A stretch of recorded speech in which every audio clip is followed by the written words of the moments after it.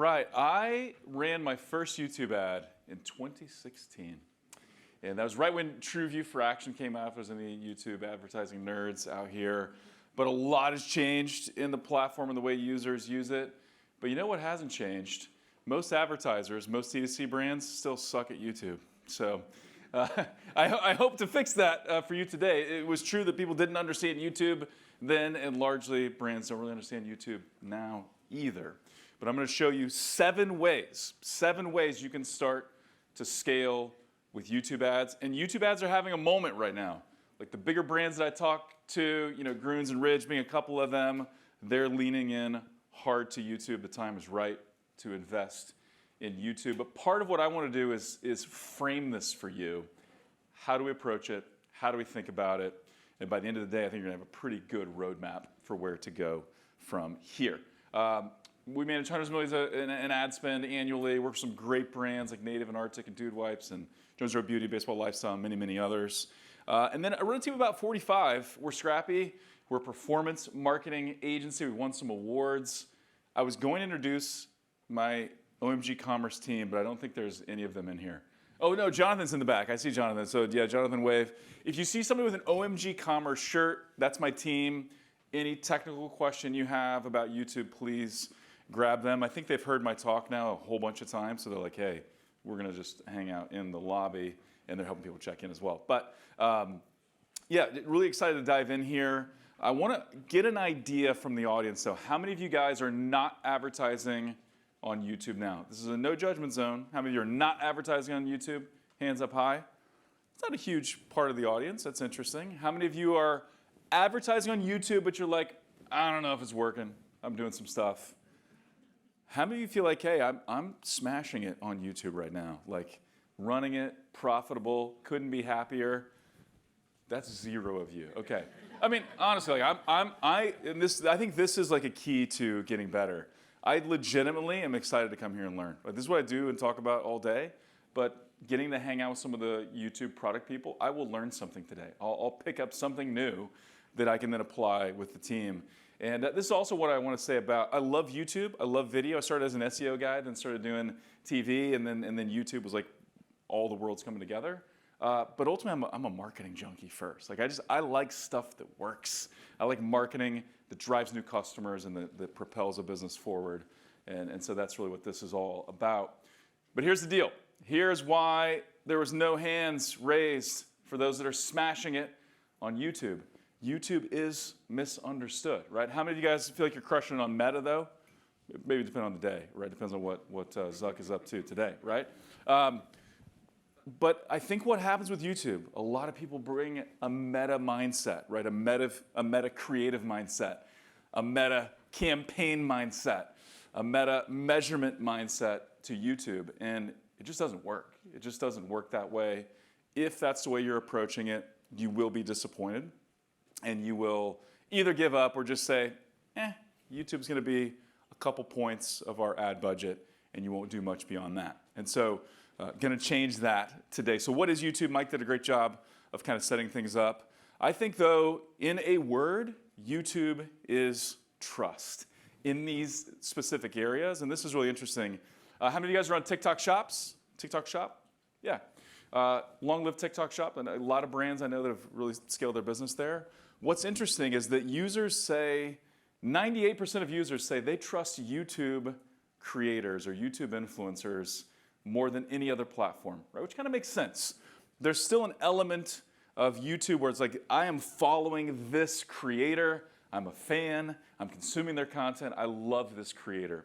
Whereas on other platforms, TikTok, Reels, things like that, it's very algorithmic. It's just like whatever's kind of popping off or trending at the time. And so there's a lot to lean into with creators. So we're gonna talk about that quite a bit today. And then I mentioned I'm like a TV guy. I love TV ads way back in the day. YouTube is like TV from a brand building standpoint, but better than TV ever could have been, right? And TV's still powerful, but the way you can measure, the way you can look at what's going on with YouTube is unique and it's powerful. And then if you look at time spent on your connected TV, how many of you guys watch YouTube on your television? So YouTube TV, that was almost every hand in the room. So if you look at time spent on streaming platforms on TV, YouTube is the leader, have been the leader now for 2.5 years, beating Disney Plus and all these others. I did hear, and this is just purely a rumor, but it's fun. Disney Plus was like 4th on this list a few years ago. Anybody want to know why? The rumor is that they're now number 2. It's one particular show. Anybody with small kids? Bluey. That's what I heard. I don't know if that's actually true, but anyway, the point of this slide, that's just a fun nugget. The point of this slide, though, is that YouTube, the leader for 2.5 years, continuing to lead. They're getting the Oscars. They're getting live sports. Like, you've got to be on YouTube, and big brands are there, and there's opportunities for the rest of us as well. Really 4 modes, and this is one of the reasons also why there's not a direct translation from something on Meta or even TV directly to YouTube, because there's different modes. Sometimes I'm streaming, sometimes I'm watching on TV, sometimes I'm searching. YouTube is still the number 2 search engine. It's the biggest of any search engine not named Google. But I'm also scrolling on the mobile app, and then I am also shopping. And so I know when I make a big purchase, I bought a truck a few years ago. I just went like deep on 4x4 channels. I don't know, it just became like a fun shopping experience for me, and it did influence what I eventually bought. And then YouTube creators, they are the new Hollywood, right? That's like who we look up to is YouTube creators. Now, this slide was built before, this next slide was built before I saw the guest list of this event. And so I don't want there to be any extreme fangirling right now. I already did, and so I've got it out of my system. But anybody know this guy? James, come on, raise your hand, James. Yeah. Improv stand-up set later, maybe, if we got a little time to. Lunch, like free lunch. Yeah, okay, yeah. So how many of you guys saw the original Dr. Squatch video? Like, your soap is, you're not a dish, right? Every time I see James, though, we used to work with William Painter, I know those guys, and so every time I see you, I think, your face is your moneymaker. Yeah, it's so good. But Raindrop, the team behind Dr. Squatch, really helping propel them from a nice business to they just sold, reportedly, to Unilever for $1.5 billion, largely driven by the demand and the brand building capability and the conversion capability of YouTube was a big part of that. We partnered with Raindrop on native, so worked with them for about 6 years. We kind of pioneered some strategies to take native's online growth and drive it into retail stores like Target and CVS and Walmart and everywhere. And this is a number from Moiz Ali, the founder, so this is like, I don't know if P&G will like this or not, but he tweeted it, so it's like public knowledge. But they did $1 billion last year. Anybody want to take a guess what their EBITDA margins are? North of 20 is what I heard. So $200 million in EBITDA. I'll take it. I like it. And so that was a fun one to be a part of for sure. So, okay, let's get after it. Let's dive deep. Let's talk first about incrementality. And this is we're just starting nerdy, man. We're just going super, super nerdy. How many of you guys have run an incrementality test recently? Does anybody not know what incrementality is? And again, no judgment zone. This is just so I can understand. Okay, that's totally cool.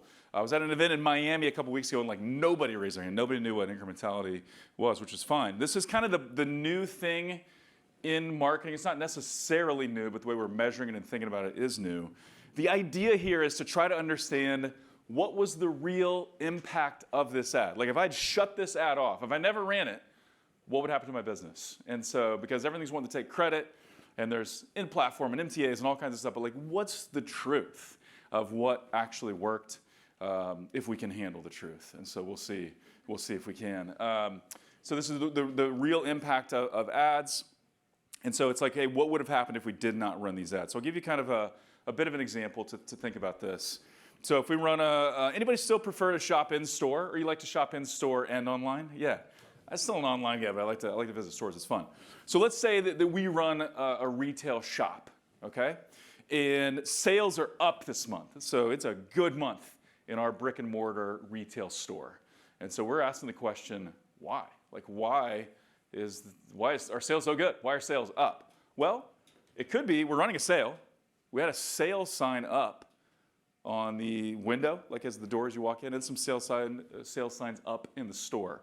So if we're thinking about this from like a traditional attribution model, those signs could claim 100%, right? Because everybody that bought saw one of those signs, right? They walked in through the door, they saw signs up, things like that.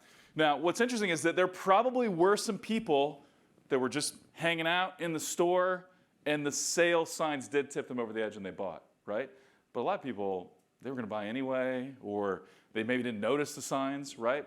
But then what about a TV ad? What if we ran a TV ad in the local market, or a YouTube ad reaching the local market, and that drove people to the store? So this is really an understanding of like, okay, well, what worked and what was the impact? It's actually not an easy question to answer, but there are tools that allow you to do it. Northbeam has got an incrementality tool. I think it launches soon, right? Yeah. In this quarter, which is phenomenal.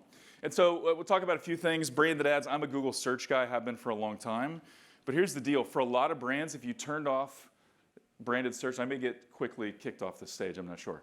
But if you turned off branded search ads, there might not be a whole lot that happens to your business, right? I still believe in brand defense, so there is a reason to do this. I believe in that. But not super incremental. It can be strategic, but if you turn it off, you might not feel it, right? But what about TV ads, again, as an example? For some brands, you stop running on TV and you kill growth. Like the growth stops for the brand. Or a lot of you turn off Meta or something else like that, you feel it immediately. So what about YouTube? How incremental is YouTube? Well, I would propose to you that it may be one of the most incremental platforms in existence. It's just that people don't see it and they don't know it. But we're going to kind of break this down.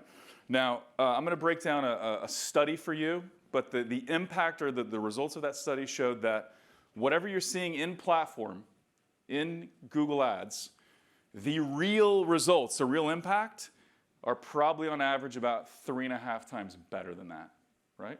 So if you see a 1 ROAS in platform for YouTube, you're probably actually getting a 3.4 ROAS, right? And so we're going to break down kind of the whys of that, but here's what this is looking at. Now, I'm not paid by House Analytics, but I love this study they did, so I reference it all the time. I think it's the biggest incrementality study for YouTube that's ever been done. 190 incrementality tests, big write-up that they did about that. 74 brands, 190 tests. These were pretty big brands that were spending about 30% of their meta budget they were spending on YouTube. So they weren't just like dabbling, they weren't just doing $100 a day on YouTube or whatever. Like they were investing in YouTube, about 30% of their meta budget or thereabouts. And they were DTC and Omnichannel brands, right? So 190 tests. Let's see what is the impact of YouTube and what they found. Just like I said, almost 3.5 times better. So in-platform is under-reporting by about 70%. Really glad to hear, and I know Google's working hard on this to improve that performance. And so the average, kind of the range of incrementality was anywhere from 1 to 10. So some people, what they saw on platform was what they were getting in reality. Some it was 10x better than that. So they saw 1 in platform, they were actually getting a 10x ROAS when you looked at it from an incrementality standpoint. And then it also drove net new customers. So 76% of customers were net new from YouTube. And so it begs the question, like nobody's really better at tracking stuff than Google, right? Google Analytics and all that. Like nobody's really better than Google. So why? Why then do in-platform numbers look one way when the incrementality result is another? And just to clarify this a little bit more, the way this is done, it can either be done on a user level or a geo level. So we have one geo that gets YouTube ads, other comparable geos. Everything else is the same about those geos except for YouTube. And we measure the difference between those two. It can also be done at the user level. So here's a group of users that could see our ad. We're going to hold some of them out. Some of them don't see YouTube. Some of them do. We're going to measure the difference in behavior. I'm going to show you some examples a little bit later. But it's still like why? Why is this happening? And so there's a few things. One, not that many people click on YouTube ads, right? You're watching YouTube. You're there for a reason. You're watching something entertaining. You're there to watch Mr. Beast, or you're there to learn something, or you're researching the next product you want to buy. You don't necessarily want to click away from that. So half the click-through rate of Meta or less in some cases. We're just not clicking that much. Half the views now are on TV. We talked about that, right? Anybody, now this is a fun one. Anybody watch YouTube Shorts on TV? It's a weird one to admit, but there's a couple people here. Yeah. I remember my kid, my 15-year-old daughter Maggie, I walked in and she was watching Shorts on TV, and I'm like, what are you doing? And turns out that's a trend. Like a lot of people do it. So If that's you, you're not weird. Well, maybe you're weird, but it's not too uncommon. And so there's no clicking on TV, right? You can send a phone and do some of those things, but people don't really do that, right? So there's no clicking there. And then we all have a bunch of logins to Gmail, at least a lot of us do. But also there's some viewing experiences with YouTube where we're watching with multiple people. Like watching Beast Games and stuff with my kids, there's like 8 of us watching Beast Games, right? And so if somebody else saw an ad and then took action, there'd be no way really for Google to clearly measure that apart from incrementality. And so the measurement is just different. Okay, more actual reports on that in a minute. Number 2, you got to go omni-channel. How many of you guys are in retail stores? So Walmart, Target, somewhere in retail stores? Yeah. All of you on marketplaces, so on Amazon and such.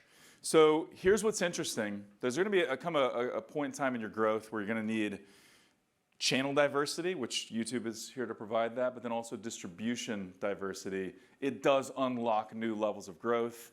We love doing this. We did this for native first, like just helping them kind of blow up in retail stores.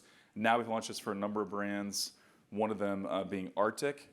But here's what that study also found. So if you're just measuring online sales, and you see a 1 ROAS in platform, probably got a 3.5 or 3.4x ROAS. If you were in retail, you could add another 100% to that. So now you're like a 4.4, right? ROAS when you consider Amazon and or retail sales also. Do I have any Arctic fans in the crowd? I know Duggan is, yes. Cooler or drinkware? What's your flavor of Arctic love here? Drinkware. Why do you like the drinkware? I'm with you on the drinkware. We own both, but yeah. I like the tops. The tops, okay, yeah. Got to have a good top for a drink, for sure. Is anybody, now this is going to show like the weird side of my person. I'm a little bit bougie in some ways, mostly not. Anybody drank out like a standard tumbler and you're like, that tastes like a penny. That tastes a little bit like I got a penny in my mouth. It's because of the metal lining, right? First world problems. But Arctic has ceramic lining in the tumbler. I'm telling you, it's a game changer. Your coffee will taste better. Your drinks will taste better. Also, quick shout out, Taste Salute. Can the Taste Salute team raise their hands? Give it up for Taste Salute if you would, please. One of the leaders in the hydration movement right now. One of the best things I did was start taking hydration every day. Got to get your electrolytes. Your hydration drink will taste better in an Arctic mug as well. And then if you got the gift bags, there's some Taste Salute in there. There's some Grunes in there. So load up on both. And then also, I forgot to mention this before, there's a Bass Pro hat in there. Is anybody like, why is there a Bass Pro hat? Does anybody have a guess as to why we just randomly put a Bass Pro hat in your bag? Yeah. Yeah. It's actually 100% true. So OMG, we are based in Springfield, Missouri. That's where me and my team flew in from, and that's the home of Bass Pro. So Bass Pro's everywhere, Cabela's is everywhere, but the founder still lives in Springfield, Mo. So I want to give you a little taste of Springfield. But the point of all of that is, I found sometimes rabbit trails help people focus. Hopefully that's true for you, because I'll have a few of them. But Arctic, amazing brand. So we were tasked with, can we grow sales in Walmart for Arctic? So they came to us, they're like, hey, we're about to be coast to coast in Walmart. Can we use YouTube to drive retail sales? And we said, absolutely. But we didn't want to just measure retail sales, because you never want to just measure one thing. That's like the worst idea. Because when you run ads on YouTube or anywhere, where do people buy? They buy wherever they want to buy, right? Whatever fits for them. So we did all of these things. We looked at Walmart sales. We looked at search lift. This is one of my favorite reports you can run with YouTube, where you can see, hey, people that saw my YouTube ad, how did they search differently? Did they search for me more frequently than people that didn't see my ad? What do those actual numbers look like? So we measured search lift. You can track in-store visits for people that are opted into that. And of course, we tracked online sales. And then post-purchase surveys. How many of you guys are doing post-purchase surveys?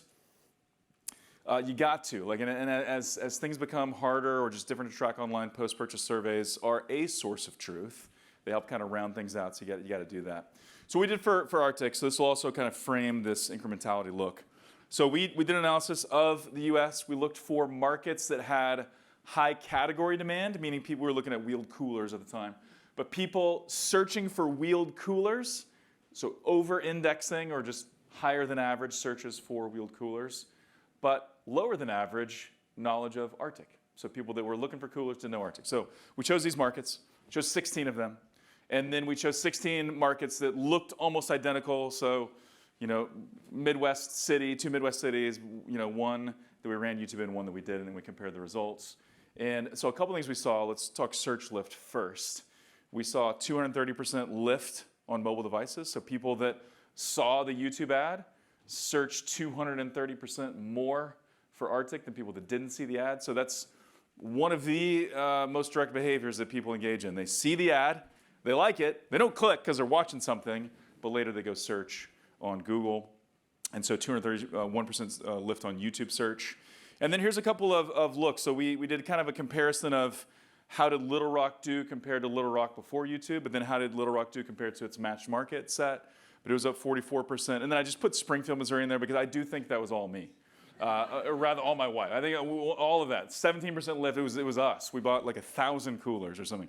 But it just made sense to do it. And so this is what we saw, though, on average, about a 25% sales lift in locations using YouTube versus those that didn't over an 8-week period, very scientific, measuring it. And so that's where you look at, okay, click data may not have told me any of this, right? But now I can look at the actual sales. And I can look at these markets and I can compare the before and after, and I can do the side by side, and I could say, okay, this is what YouTube did in those markets. And so moving into retail, retailers love you when you can drive extra sales. Walmart loves Arctic for a lot of reasons, but they really loved this. We won an agency excellence award here, so got that from our friends at Google for a case study we built around this as well, which is really exciting. And so using YouTube to go omnichannel, you got to do it. So incrementality, omnichannel, but also thinking about Amazon. So we have a popcorn brand. We're going to show some of their creatives in a minute. Super fun brand. They needed to pause YouTube during holiday, just for a bit, because they were like, hey, there's some stuff we got to look at. And it was not very long, like a few days after they paused, that the owner reached out and said, hey, Amazon sales are down. We're not getting branded searches on Amazon like we were. Amazon sales are down. And so they said, the only thing we've changed is YouTube, so turn it back on. And we did, and then Amazon sales rebounded. So it's one of those things where I talk about this stuff all the time. I know this happens, but just another confirmation of like, oh, yeah, of course. Like, we didn't necessarily see that in any of the click data, but he felt it when we paused YouTube, right? So let's talk creative diversity. I know this is something that is talked about a lot on other paid social platforms. You don't just have to have good creative, but you have to have creative diversity. And so I'm going to break this down. I'm going to create a couple of frameworks, and then Jacques is going to go deep, and he's going to show you some amazing creatives that you're going to want to learn from there as well. But I hesitate a little bit to use the word formula because I think that can be not super helpful, but these are kind of like guiding principles. Your YouTube ad will need these elements to be successful, almost certainly. All kinds of different ways you can approach it, but it will need some of these elements. It will need a hook, right? We got 5 seconds before someone can click that magical skip button. You got 5 seconds to make them say, maybe. Maybe I'll stick around, maybe I'll watch a little bit longer, maybe I'll consume this, maybe I'll consider it, right? Product demo, this is video. We need to see the product in action, either if it's something that's easy to demonstrate, right, like before and afters, or the product where we're actually using it, or maybe if it's a supplement or something like that, we're visualizing the end state, right? It's a little harder to see a demo of hydration or supplements or whatever, but like you can still show some of it and show the end state of that product. We still need social proof, right? There's still an element where we're like, I'm a little skeptical of should I believe you or not? And so we need some social proof. There are objections, and objections left unhandled, people will not click or take action. And then there does need to be a call to action or an offer of some kind. Now, let's talk about what creative diversity looks like. Here's one of the great things. Anybody on Meta where you're cranking out like multiple hundreds of ads per month? Anybody multiple hundreds of ads per month? I just hear that that's the game, right? That's the game on Meta. The cool thing with YouTube is you don't need hundreds of ads a month. You may need a handful to get started. You may need then a handful a month to kind of test. Sometimes, though, we key in on a couple of winners on YouTube, and we'll ride those winners for like a year. And sometimes that happens on YouTube. But these are some types of creatives you should consider. Again, Jacques is going to give several examples as well, but this is a place where that hero style video, that higher production quality, it can really shine on YouTube. YouTube's got an appetite for it. Users like it. They not necessarily expect it, but they like it on YouTube, so it performs well. This is often the best place to start, easiest place to start though, like a UGC or creator, influencer, mashup.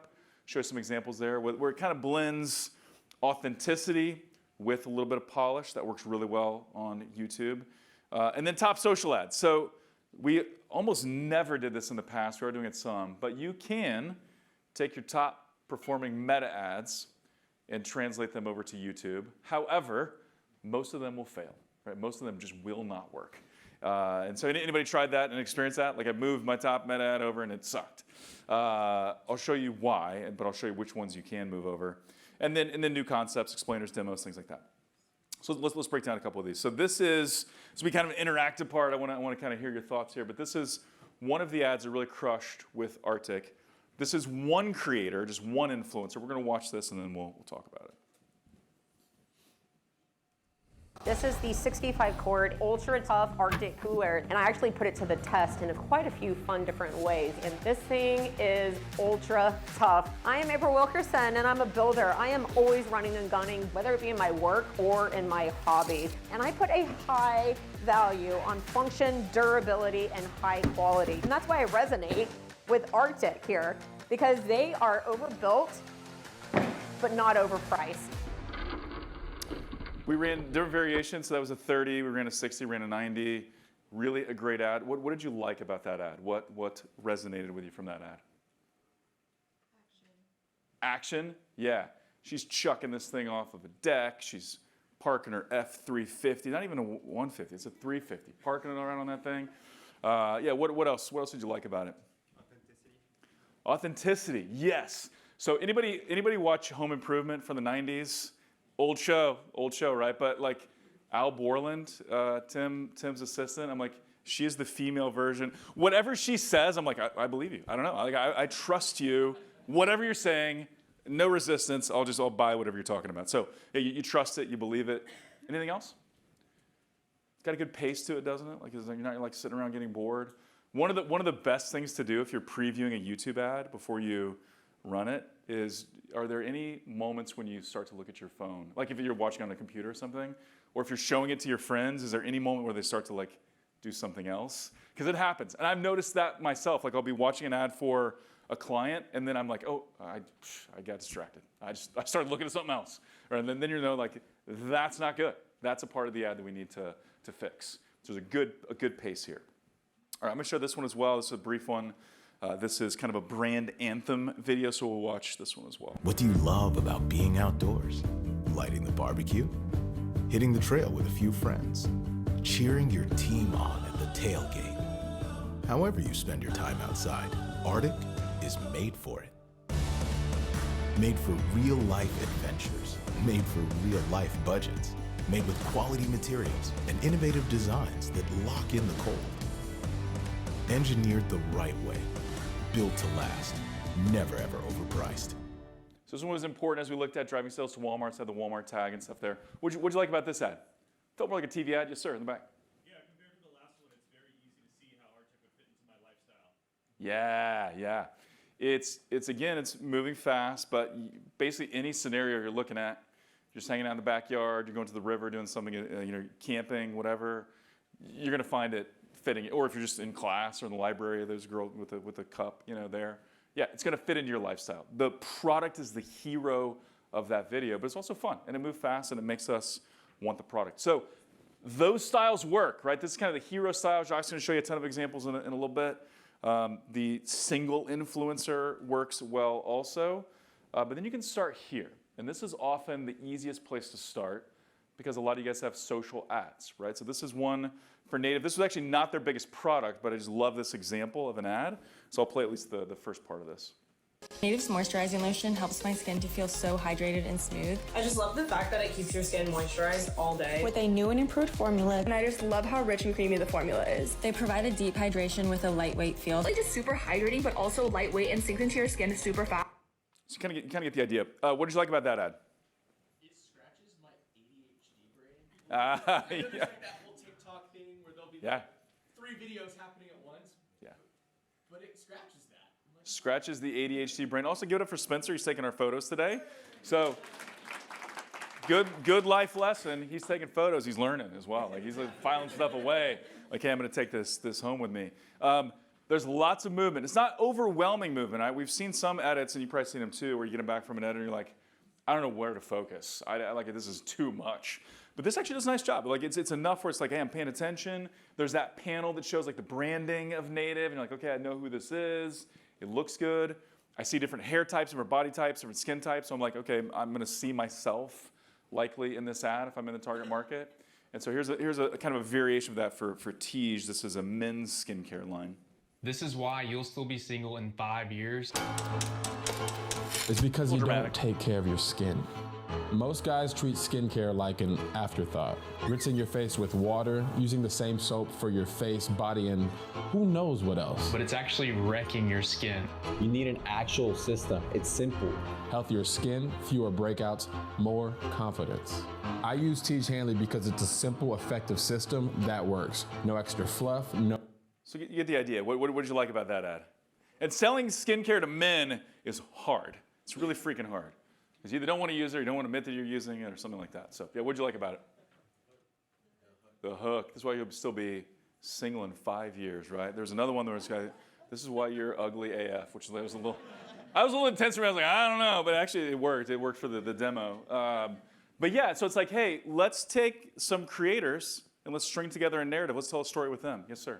Yeah, so I get that they won an award, but does it mean that they performed well also? Yeah, that's the idea. Yeah, Okay, like yeah. all right. Oh, I'm sorry. Did I say? Did they performed well? Oh, that ad did not win an award.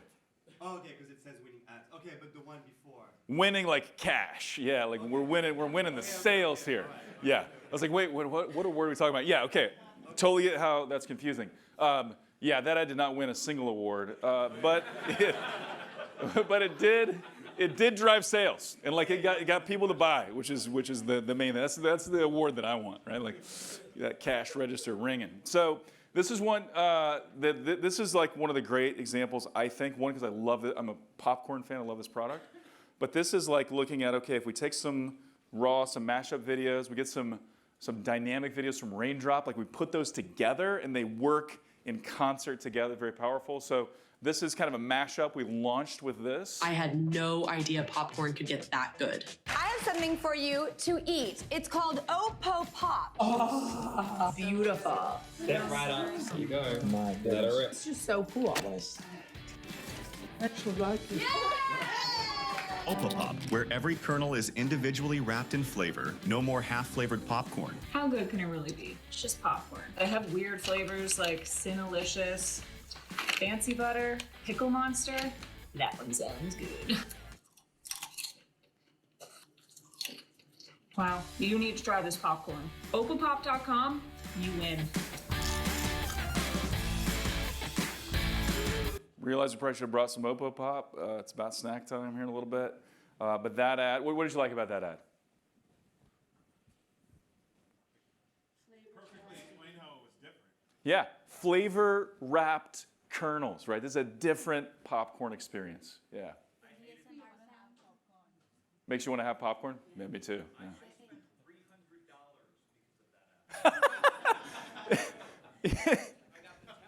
Yeah. Yeah. For the sake of the recording, from the booth, from the sound booth, I spent $300. I love it. Thank you. Thank you. It's $300 poorer, but so much richer with popcorn. Rich, buttery flavor. Yeah, it's totally worth it. My kids are requesting this all the time. I got to buy more Oppo Pop and stuff. I will just play the very beginning of this. This is like the 9:16 version. So it is good, I think, at the core of YouTube, so the 16:9. But we do need some 9:16, both for shorts, but also for kind of the mobile takeover if someone's watching in portrait mode. So I'll play the first What part is of this. this? Oh my God, this is amazing. That's good. They got pickle, fancy butter, super butter, Sinalicious, Maui heat. This one has like a fiery touch to it. So very good. So you kind of get the idea there, just a different way to approach that, slightly different form factor. And then here's a piece from Raindrop. Love this ad. So I'll explain kind of how we're using these in concert together, but those are then, creator, UGC type stuff. And then let's take a look at this hero kind of brand performance ad. Movie night. I'll make Oppo pop. In a world where popcorn just doesn't pop anymore, one name dares to be different. Oppo Pop. Oppo Pop! Each kernel is flavor wrapped so every bite packs a punch. Oppo Pop. So rich, so buttery. Oppo Pop. Oppo pop. So sweet. Oppo pop. Oppo Pop. You'll fall in love with popcorn again. Oppo pop. And don't worry if you run out, Oppo pop. Oppo Pop! because you can subscribe and save. Movie Night has a new leading snack. Go to oppopop.com to try it for yourself.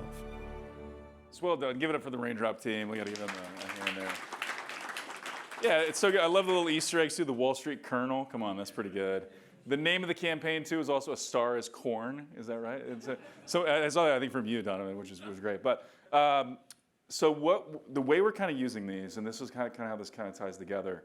So we're trying to drive sales into now retail stores and Amazon. We're using these ads largely on connected TV, not exclusively, but we're leaning into connected TV. They are smashing there in terms of view rate, engagement rate. People love it, right? We're using these for performance as well, but then we're using some of the UGC and some of those other videos for our performance-focused campaigns. And so the way they kind of work together, and we're kind of sharing viewed video audiences and things like that, it works well together. And so then that's how you get to more people saying, I'm going to spend $300 on popcorn because they've been convinced. Next movie night, I don't want it to be a bland movie night. I want to have Oppo Pop for my movie night and go from there. Now, this is a brand. I'm just going to play the first part of this because it's kind of long. But this is for Kernique, a women's hair regrowth product. This is a product they were running mostly direct response TV. They could never get YouTube to work. They got Meta to work, never get YouTube to work. We worked with them this a number of years ago. We were able to get them to over 7 figures and spend monthly at a profitable return, measurable profitable return. One of the things that we found, and Jacques' going to talk a little bit about creative story arc, but I'm going to give you just a quick example here. This kind of had a lead up, into the ad, and it was okay, worked for TV. As we looked at it, I was like, wait a minute, I don't like that. I don't like that hook, I don't like that opening, but I like this opening. And so there was a part kind of 15 seconds in that I was like, hey, this has got to be the opening. So I'm going to play this part so you can see for yourself. This was a bald spot. And now look at this. I have more hair, which is all due to Kernique. It actually grew hair. Kernique has given me more hair. It has made my hair shiny. It's even made my hair thicker. I would have never thought that this and this can happen in such a simple product. Don't live with thinning hair. So then it started with the explanation, right? So there was a version that kind of started with the explanation. Not a great place to start, right? Start right with a dramatic story. This was a bald spot, and that looks thick and full and beautiful, and then she kind of tells her story. And so that ad worked. Now, media buying was also a huge part of that, really important, but getting the creative right mattered, and mattered big time. I believe this is one of the most important things you can do right here. If you want to go from pretty good at YouTube to really excelling and kind of transformational growth, you got to get good at this. Creative feedback loops. What are we seeing in the data? What is that telling us? And then what are we changing because of that? I think we live in a world, in fact, I don't think I know this, we just have data being vomited all over us, and we just get data. Nobody needs more data, right? We just need to know, what should I do with this data? And so this is one of the rules we have at OMG. We're putting together a deck, we're talking to a client. What do you want me to do with this data? You're showing this data to a client. What is the action? What is the insight?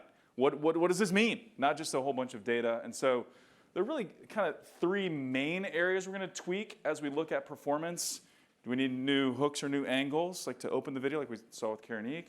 Is it the product demo? Is the product demo falling flat? Is there something in the video where maybe it starts great, but then I'm peeking at my phone halfway through, or I'm looking out the window, or you've lost me? Is there something with the product demo that needs to get better? Or is it offer related? Is there something where you're saying, here's why you need to take action or do something right now? So a couple rules of thumb, and then I'm going to show you kind of the numbers we look at on a regular basis. If you got a relatively low view rate, and this is relative, depends on brands, happy to kind of walk through some benchmarks at a break with you. But if the view rate is low, meaning we're serving this ad to a bunch of people and not that many of them are watching, most of them, or an overly high percentage are skipping, then the hook isn't right.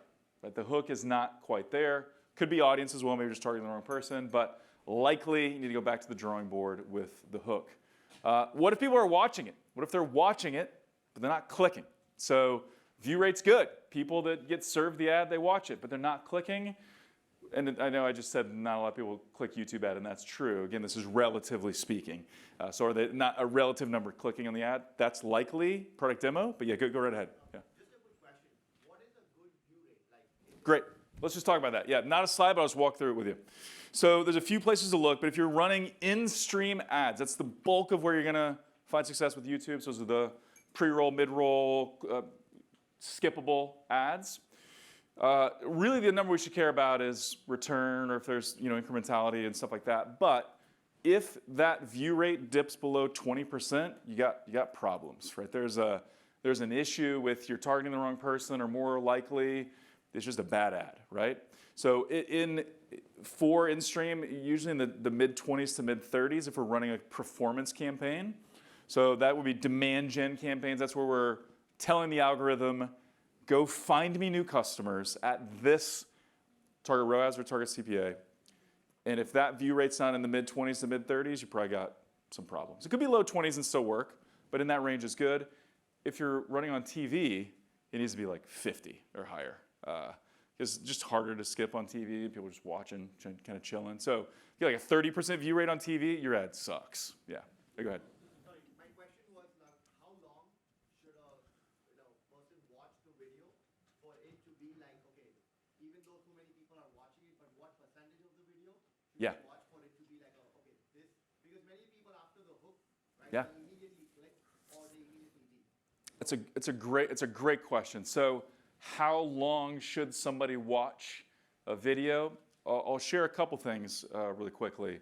One, with YouTube, if we're trying to measure performance, trying to measure direct purchases, incremental purchases, whatever, I've never seen an ad less than 30 seconds do really well. I just haven't.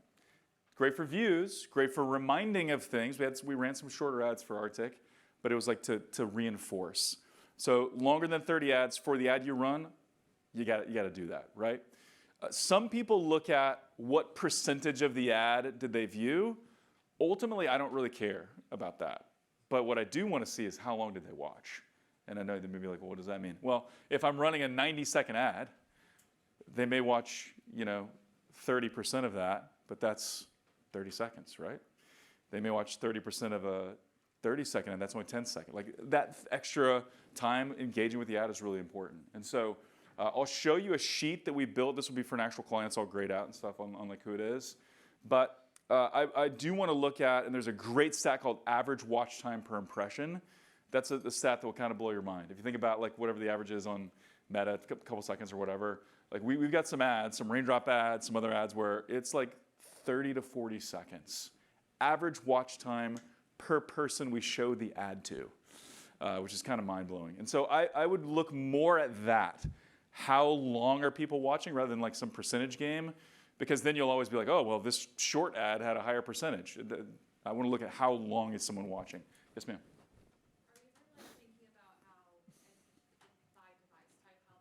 Yeah.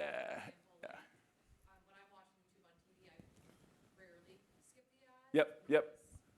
Yeah, maybe the remote's not in your lap, maybe it's sitting over here. It's just work to skip an ad on TV. Yeah. Yes, so we do want to look at that. So, and actually, let me talk about this and I'll show you a sheet which I think will clarify quite a bit of this. So if we're looking at low click-through rates, this is where I would say the product demo is not good, or there's just something you're not getting someone over the edge to actually click. And again, it's relatively speaking because people don't click YouTube ads as much. And then if it's a low conversion rate, it's almost always offer driven. Okay, so then this is what we break down. And this is the type of thing we build. Happy to build this for you as well. But we're looking at each video. What are the most important numbers? So obviously all we really care about, and this is a client that they really pay attention to ROAS. So ROAS is what we care about, right? If the ROAS was smashing and the view rate was garbage, I wouldn't really care. I would just keep spending money.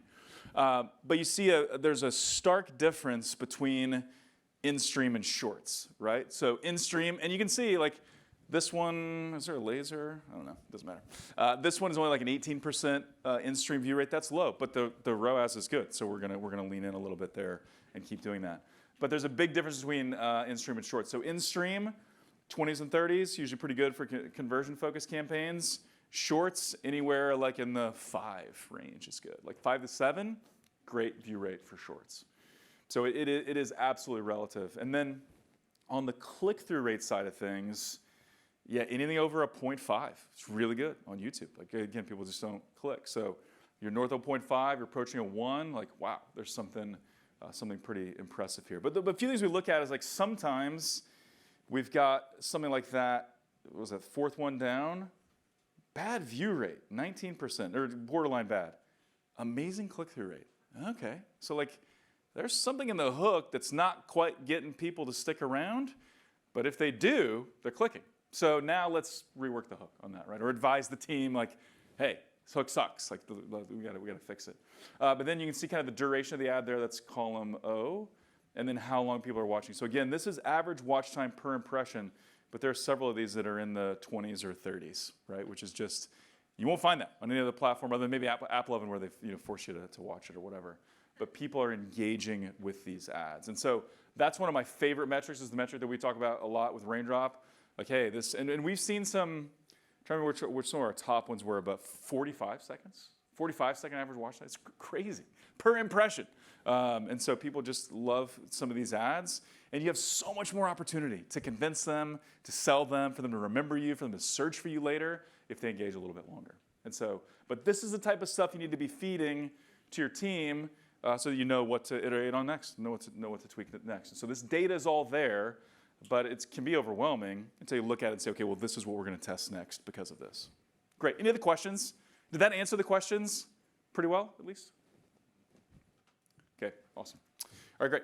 And so let's move on then to campaign structure. Now, I mentioned I used to do TV buying. I'm a media guy. I like numbers. I'm kind of a nerd with this stuff. Media buying still matters, right? You've probably seen posts on LinkedIn. Media buying is dead. Doesn't matter.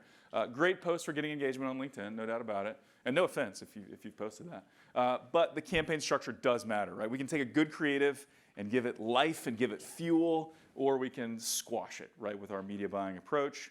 And so a few things to keep in mind here is depending on what we're trying to do, the structure of the campaigns are going to look different. So if I'm trying to drive retail sales, I'm trying to get people to go buy Arctic or go buy Native or go buy Lumi or Mando or something like that, I'm going to lean more into video view campaigns and video reach campaigns. I'm going to be on TVs. I'm going to try to get a lot of low-cost, good, engaged reach. I may do some conversion-focused campaigns, but you can't really track those in-store purchases that much, so I'm not going to lean into that as much, right? And so I'll probably try to get 50% or more of my budget going to TVs.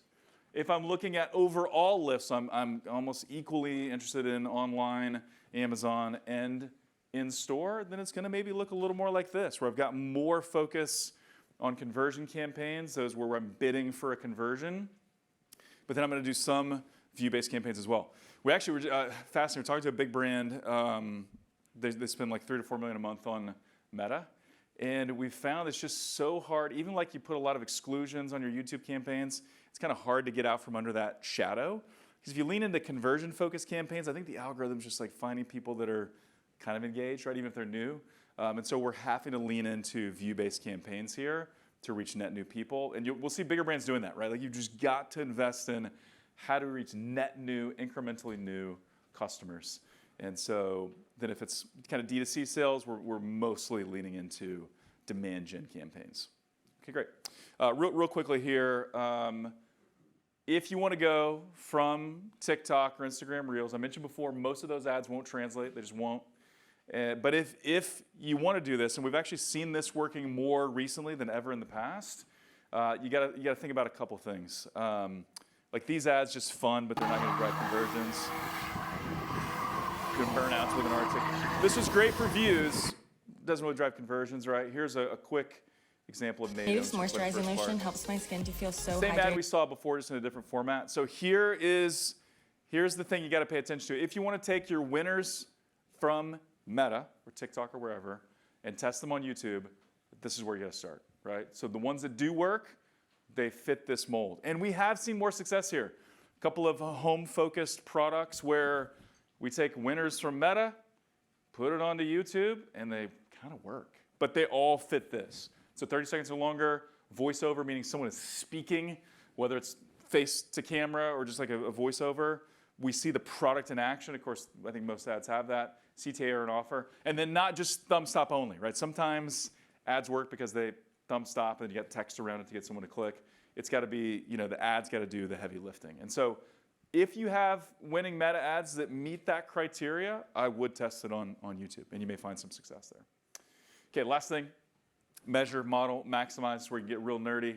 It's also where you make a lot of money, and maybe you win some awards, but you really win that award of better growth and better MER and better overall performance.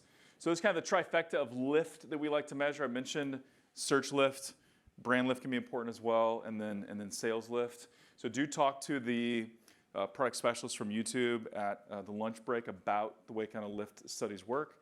But then the trifecta of measurement, you really got to look at all three of these things, right? So MTA is our multi-touch attribution. MMM, that's our marketing mix modeling. We're looking at causality.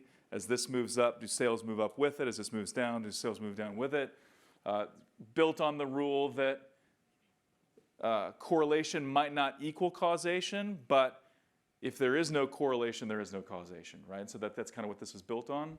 So you need an MMM, and then incrementality, also a great tool. Northbeam's built on all of them, so you can just chat with them. But the idea and the way you work these together is, hey, maybe our attribution in platform or an MTA like Northbeam, that's where we're kind of making some of our day-to-day decisions of I'm pressing this button in platform, I'm optimizing this, if this ad is working or not. But then we're taking those incrementality results and calibrating what we see there. And then we're looking at the marketing mix modeling from a bigger perspective to say, how much budget should I be moving to the various channels? And so this is actually what you can get with Google. This is one of their conversion lift studies. So again, talk to one of the product specialists about this. Oh, no, I'm sorry, that's actually a brand, that's a search lift. So we drove like 123% search lift for one particular brand. But then also, and this is I know a little bit hard to see, but at the bottom, this is for a pretty large home furnishing item. This was looking at a user holdout. So again, group of users, some of them saw the ad, some of them didn't. Let's measure the difference.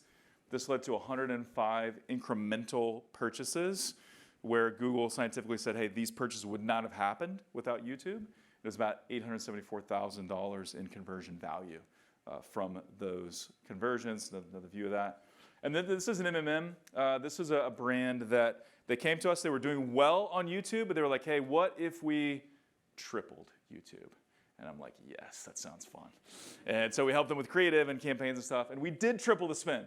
And then this is an MMM tool, and it said, hey, triple the results, right? So it was looking at from a correlation perspective, as spend goes up, do sales go up, and what do we believe about that from this measurement tool? And so we started leaning in more. We did an incrementality test to also kind of verify.